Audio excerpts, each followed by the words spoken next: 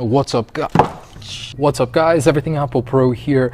Can happen to you. In this video, we will be testing the water resistance durability of the new iPhone SE. So, unfortunately, Apple didn't make this thing waterproof or water resistant. I think how every phone should be after using the Galaxy S7. So I just want to see, how durable is this thing underwater? How long can it last? This thing has no official water resistance, but Apple has surprised us in the past by making phones slightly more water resistant, such as the iPhone 6s. Let's see in a foot of water how this thing can hold up and how long it compares to a standard iPhone 5s. Is there any more waterproofing between these devices? Let's find out. So I've got about a foot of water here, regular water, nothing special or extraordinary about it.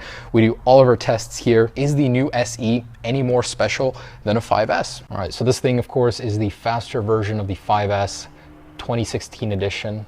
When it can be faster, but I haven't updated to iOS 9.3.1 yet. I don't know if that'll help at all with the water, but hey, this thing compared to the 5s, I don't know. I don't know if there will be a difference whatsoever. That's why I'm trying this video. All right, so let's get into this. As a timer, we've got the S7 over there. Let me go ahead and grab that and we can start this. All right, and here we go in 3, 2, 1.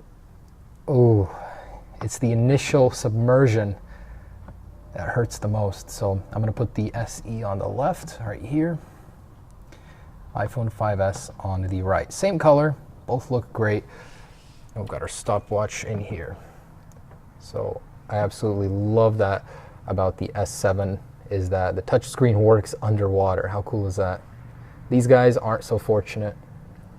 So I don't know, predictions, I think the SE could possibly go up to 10-15 minutes. iPhones have always done surprisingly well underwater, even though they're not supposed to. So almost about a minute here. Let's go ahead and leave these guys and see how they do. All right, so we're approaching 3 minutes. There's nothing that tells me there's water damage on the displays. Usually we'll start to see some artifacts. Now, after submersion, we're gonna take it out at about 10 minutes or so. I wanna see, what works. Stuff stops working usually. The home button, the actual headphone jack, or the charging port. So sound too. We're going to test all these things, make sure they are working after the submersion, because that is most important. So 3 minutes, still going strong. Let's keep going here. And I am super happy that Apple went ahead and released the iPhone SE. It's an area where Apple has a lot of profit that they're missing out on thanks to all these cheaper Android smartphones. And at the same time, I'll always have something special in my heart for smaller phones. So I'm very, very happy about that. Now, surprisingly, carrier signal and Wi-Fi service is still available underwater. That's a very, very good point right there. Usually that's one of the first things to go out, but this screen keeps timing out. Should have activated that. And a shameless plug for Samsung Galaxy S7 in here, man. This phone is the one you want to get for your summer getaways, for everything. Who needs a case? I mean, you do need one eventually, but up to 5 feet, this thing will be golden. And we've tested it up to 35 feet. It didn't last that long, but man, the Galaxy S7 is a really, really awesome smartphone. I cannot get enough of it. I don't use it personally, but if you were looking for a waterproof phone, that's probably the one to get. So approaching 5 minutes here, still going strong. Now, the good thing about the iPhone SE is that many of the cases from the 5s, almost every single case should work. There's no reason why it wouldn't. All the ports, everything is in the exact same spot.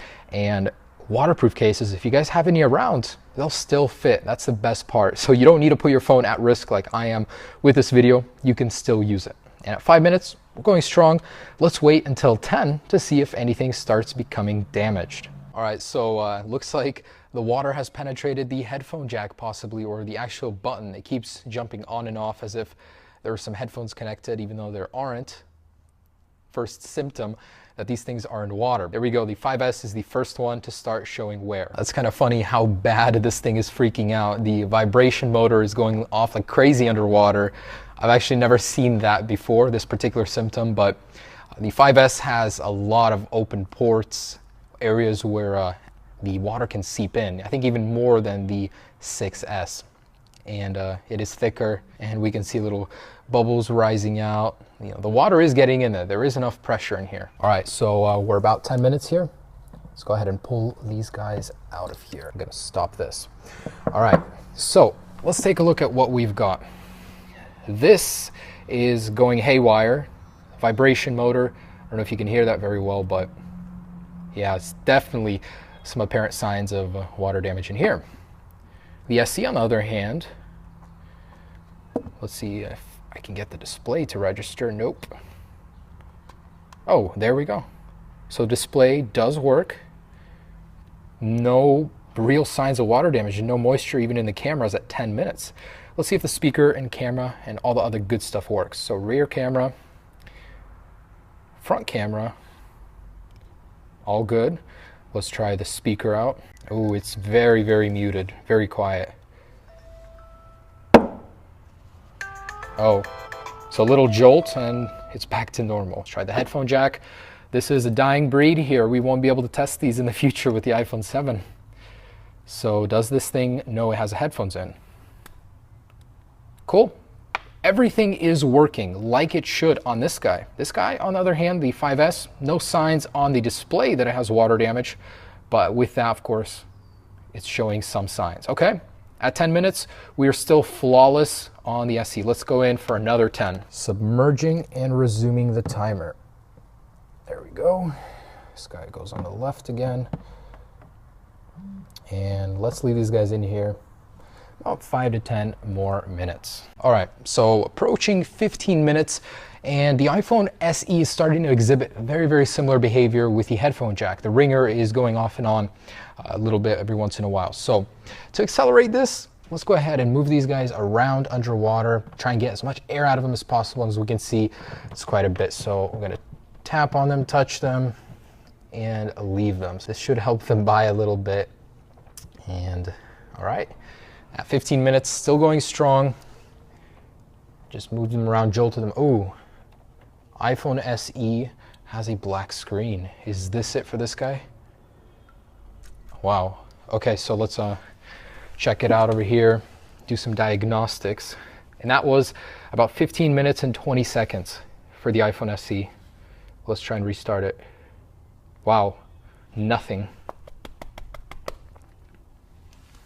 Dead as a doorknob. So while the 5S is still going strong, the SE no longer. Let's try and get as much water out of them as possible. Oh, check that out. So the display is alive, but the phone is not, registering or doing anything. That usually does not happen if the display is off. So that's the LCD responding to the input.